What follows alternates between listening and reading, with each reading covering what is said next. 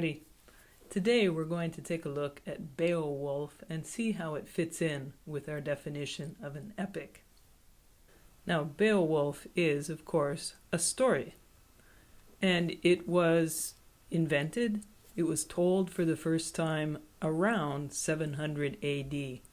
We don't know when, because it wasn't written down. It was passed on through the oral tradition. And it was passed down for maybe 300 years, so it might have changed a little bit. And then it was finally written down around 1000 AD. And it was written down by two Christian scribes.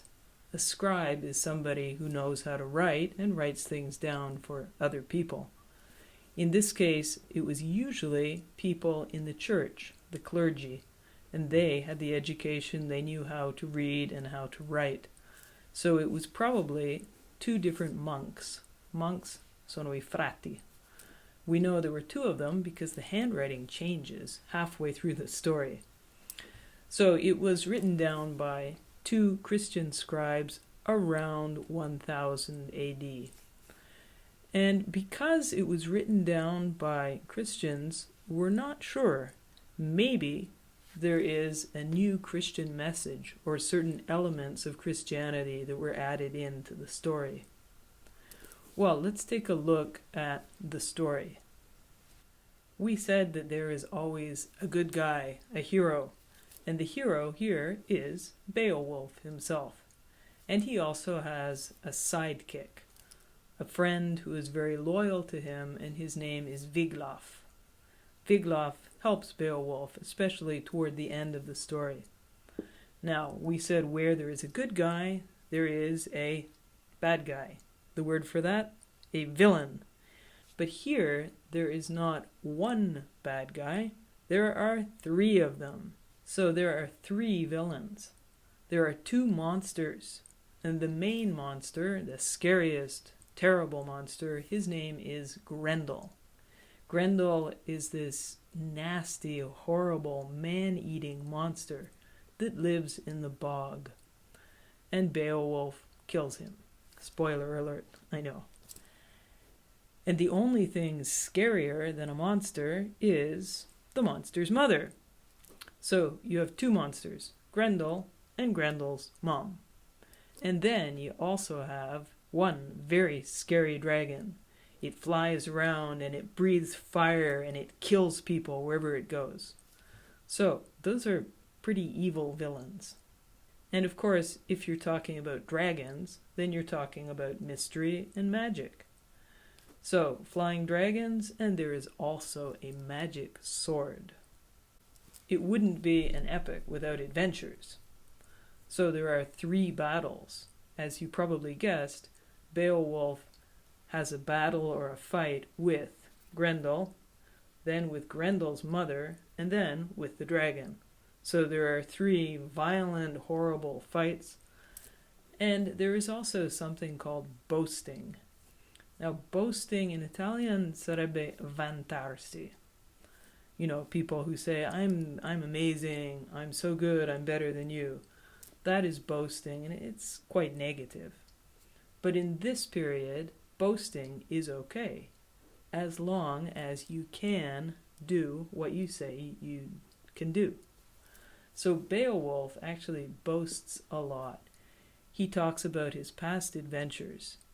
I mean, he had some pretty amazing things happen to him before the story even starts.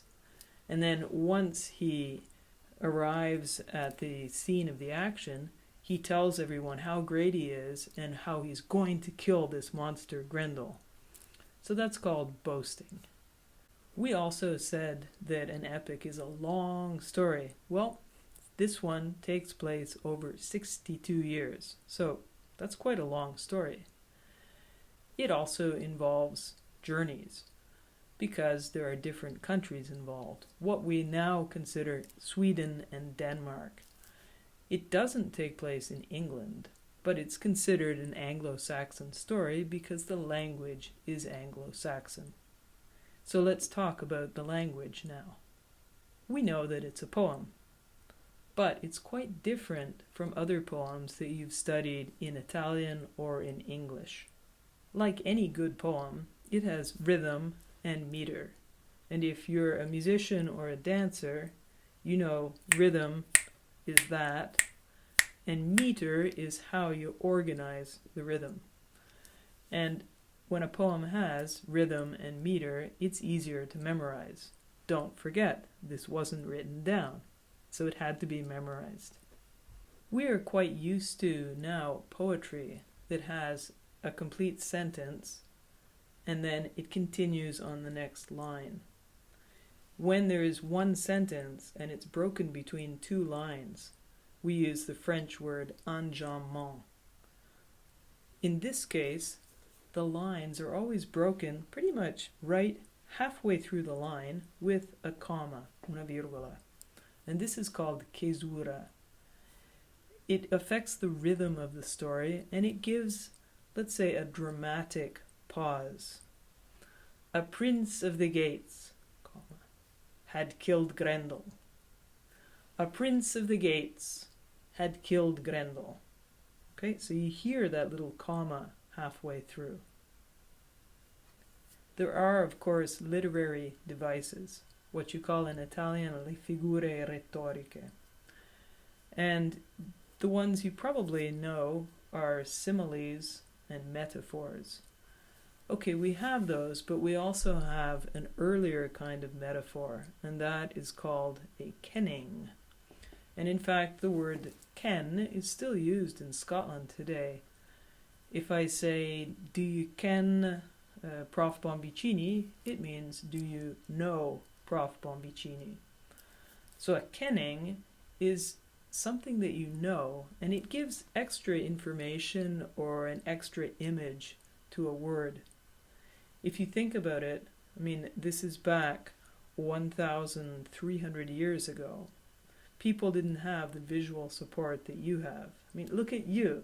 You are watching a video. There's my talking head, and there's also something to look at. And you find that a lot more interesting than just listening to me blah, blah, blah, blah.